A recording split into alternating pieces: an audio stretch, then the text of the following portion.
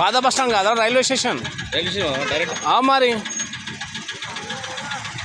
90 దాకా ఇక నువ్వు ఆపుతుంటే ఆపుతారా నాది నాది బడ్జెట్ డోర్ వేసుకోవాలి.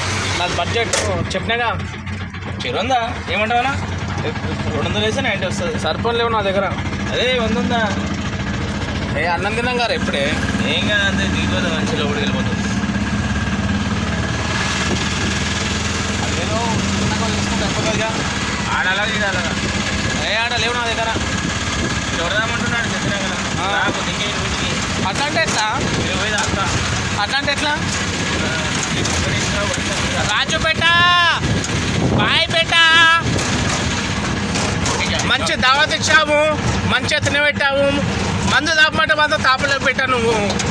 ఆడు ఉండమంటాడు అప్పుడు అదే సాయంత్రం ఉంటే మనకేం పర్లేదు. హాయ్ ఫ్రెండ్స్, అందమైన మహబూబ్ నగర్. ఒకప్పుడు ఇది పాలమూరు అంటుండ్రి.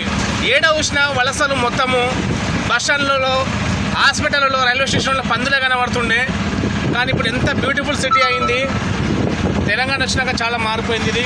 ఇదంతా రేవంత్ రెడ్డి పుణ్యమా లేకపోతే కేసీఆర్ గారి పుణ్యమా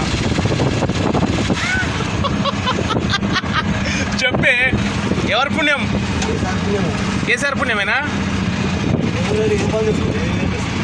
ఈ మధ్య పందులు పెంచడం లేడురా. అప్పుడు ఉంటే కానీ పెంచలేరు ఎక్కువ. ఆడిపోయినా అక్కడ 98 వెళ్ళిపోతుంది. మరి ఏమొస్తుంది ఆటో మీద? ఎంత సంపాదిస్తారు రోజు?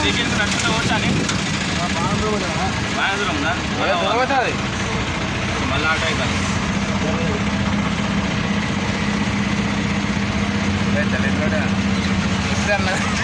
ఇప్పుడు అన్న నిజంగా ఇంకా అదే మసాలా కొట్టేసుకుంటూ పోతుంది. ఎంత సంపాదిస్తాయి రోజు? మొత్తం